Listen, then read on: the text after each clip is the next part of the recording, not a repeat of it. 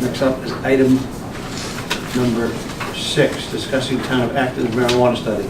Okay, that's probably the most intensive study that I've had the opportunity to read. I gave the chief a copy of that. I've gone through it. You all have copies of it. And what that does is the town of Acton, which is on the New Hampshire board, is trying to figure out just how they're going to handle the marijuana situation. And what they did was they actually were in contact with a couple of the states out west. I think it was Washington, Colorado. There was another one there as well. But it's very in-depth, very intense. They talk about the houses that are growing marijuana and what's left after they move out, the black mold that seems to develop. So it's a real interesting read, very comprehensive. I'd like to have everybody at least ponder through this thing. We've got to figure out where we're going to go. With enough marijuana here, everything's coming to fruition fairly quick. The town of Oakland's got the prohibition ordinance in place. We don't know if we want to keep that there, if we want to, so there's all kinds of questions over how we want to move forward on this. We've kind of shielded ourselves until the state figured out where they're going to go. And we've got an idea of where they're going now. We just got to figure out how we're going to move forward from that point. And, it wouldn't be a bad idea if we had a couple of councilors who would like to sit on a small committee so that we could explore a little bit in the town of Oakland and find out what the pulse is on it. I know that I've talked to the chief, and we're putting together a group here in town for inspections because we have grow operations right now that aren't up to fire standards. So there's some responsibility the town has on that. So we want to get the training from the state. There's businesses out there we're currently operating that don't have a business license with the town of Oakland. That's part of our policies. So we need to enforce those. And as we're learning of the clandestine grows that are out there, and we've got a couple of them going, we need to be able to find out, one, are they legally operating? Do they have the legal caregiver licensing? So there's a lot of things that we need to cover and figure out. That's a starting point. We'll see what the other towns are doing, and then we can move forward from there. Any thoughts, comments, or questions? I think you're right in that early on there was so much confusion as to where this might go. I think we took the path we did just for what you explained to keep things under wrap here until we were sure where the laws were going, and then we'd proceed. And it's as easy to make an ordinance go away as it is to make one come on board. Right. So, even though we're a prohibited town now, doesn't mean that we're going to be a prohibited town 5 years from now or 2 years from now. So we're going to have that option. So I think it's up to us, and it's our duty to find out how we can move forward, without burning the town down, without causing hate and discontent between landlords and the lessees who are growing weed in the building. So I think that we have that responsibility, and I think that we can help move forward pretty hopefully on that. So with this being item number 6 and item number 7, discuss medical marijuana moratorium and retail store. Yep. Why don't we, I would like to ask that we table these, because I'd like to read through this book here that was being given to us, and just to see where they are, just to say, hey, more information is good, and then we can bring it back up at a later date. Right now, the way LD 1539, I believe it is worded, is that as of December 13th, nobody can open a business in the town of Oakland or any other town unless the town agrees to opt in. So we have that safety. I don't think that really happens on December 13th, though. I think that date is wrong. Well, that's I think it's later than that. I really do. okay. Well, I have a copy of the law, and it says December 13th. Okay. Well, because I thought it was something when the legislature adjourned. It went from after that, but either way. I'm not here to discuss. That's my motion. I'll second that motion. And to bring it up at a later date. Yes. Motion made, second, all in favor? Question first. Question, Don. Could you repeat that statement you just made about LD what happens on December 1539. The way the law is, basically this is in regards to medical marijuana caregivers, and because the state has authorized caregivers to have a storefront so that you could sell medical marijuana to their patients. And, but the town, in order for a business to open up in a town, the town has to agree to opt in with the state on the state level. So that we have to authorize that. They can't just open a business up without our authorization. So if they do, they're in violation of state law. And we can, you know, something can be done at that level. So what's the December 13th?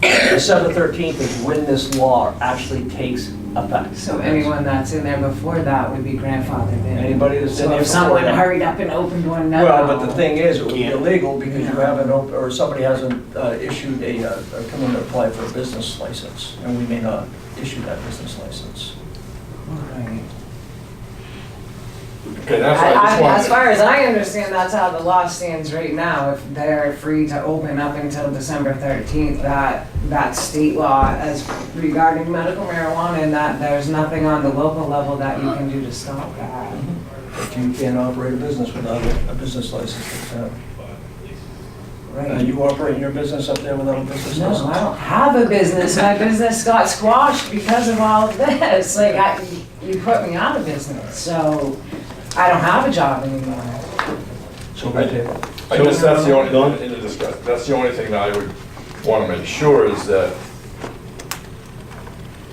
we don't have an influx of people who think they could do something prior to the December 13th date when we have to opt in to have a business. We still have an ordinance. Opt out ordinance that we I would made. think they would have already did that if they were. Retail. Yeah. Retail marijuana, we have prohibition on things in place. But does the medical marijuana come under that? No. It doesn't seem like we have any people in Oakland rushing to open a store. I don't know who's been coming to you guys, but, you know, I'm here because I would like to work with you guys, like writing these laws and figuring out what we can do in this town. Because I am a medical marijuana patient, I have a spinal fusion, I use it for chronic pain. We're number 10 on the list of overdoses in this country. I had a friend die this morning. So, medical marijuana is a real thing. And I really would like to work with my town on this. You Mr. know? Buzzell? But, in number 7, and this is just a thought out there that we really need to keep in our mind, you've got testing facilities. We've got First Park up there, we're trying to bring in facilities and businesses up there. If a company wanted to come in, if we opt out totally, the town and some I don't humongous disagree with business. that. This was open Yeah, for no, discussion. I know, but I Ideas mean, we like need to that, keep that. thoughts, because you're Yeah. absolutely right. Yeah, it isn't gonna be, you know, Joe down the streets saying I'm testing the potency of marijuana. It would be some national chain of beer or whatever. And that's that would why wanna we come need in. to take a comprehensive look at this, Yeah. you know, and, you know, instead of saying no, no, no, we need to look at it and see, okay, what's the harm? You know, this stuff is now legal, and, you know, you can go and buy your beer, yeah, so. Yeah, it's not going We away. just have to anytime find soon. ways to regulate it within the community. And can I say, that study that you guys have, I have a shortened version of it here, and it's awesome. Like, they really did a good job, so I hope you guys will take the time to read it and, you know, like, we need this stuff. We really do, so. So a motion is made that we table this until a later date. So we can go ahead and read through this. It was seconded by Dana. All in favor? So we tabled item number 6 and number 7. Number 8, transfer station front end loader. We, last week, we lost the hydraulic pump. We ended up getting it hauled up to Bangor, and we found that the turbocharger on that unit was also in bad shape. It had to be replaced. The current medical bill for it is $10,000 and some change. And we don't have that in our repair budget at the transfer station. And it could actually get higher, because we just discovered today that they're losing hydraulic fluid and it's going into the rear differential, so there may be a seal in it, it's gonna have to be replaced. We could probably absorb that one. I don't think that we can absorb the $10,000 bill without us going into the red on their budget. What year is that machine? 2011, it's got 13,000 on it, so. I mean, that's something that we're gonna have to be looking at for replacement too. And, so it's starting to get up there. But I'm gonna ask the council to authorize transferring $10,000 from the fund equity to pay for repairs on this unit. I make the motion. Spend $10,000, keep the machine going. Second. All in favor? Moving on to the next item. Discuss. I'm going to ask the council to support allowing the Lions Club to sell their Christmas trees again this year down by the town office parking lot. It worked out well for them, and it also worked out well for us. And it hasn't been hampered or impeded traffic flow. They're doing a good job. I'd make a motion, we allow this because they spend all this money locally to help our residents. All in favor? Number 10. Okay, we have a high bid of $1,000 from Jeff Clark on the Mercedes-Benz. And we had another offer come in today on the Ford F-250 that actually trumped the offer that you're looking at. I think I gave you a copy of $2,700 for the Ford. I'd like to make a recommendation that we accept both those offers. And, so we're actually, What is the Mercedes? Mercedes is. Something that you have to talk about? Been back over here for a long time, right? The Ford's the old retired rescue truck. We asked $2,500, we're selling it for $2,700, so we're $200 over asking. As long as we beat that thing around, somebody wants it. I'd make a motion, we accept both those bids. Second. All in favor?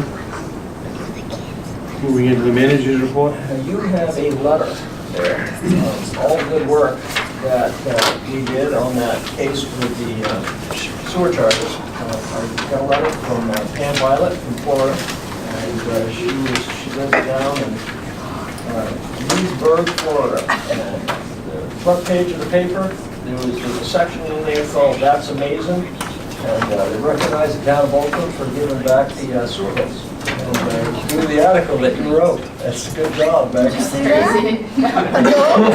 right there. Associated Press. And so they're supposed to be the word is friendliest hometown.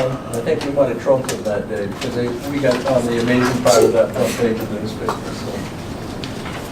So kudos. Job well done. Good deal. That's a wide recognition. On the month of December, I would like to recommend that we have one council meeting for the 19th. That's the only date we can get our auditor to come into town to present the audit for the town. And at that same time, we've got the Northeast CPI numbers in, so we're going to be able to get a chance to discuss that so we can get those two stones taken care of. Those two. So that will take care of the council meeting on the 12th Yeah. and the 26th, and then one on the 19th.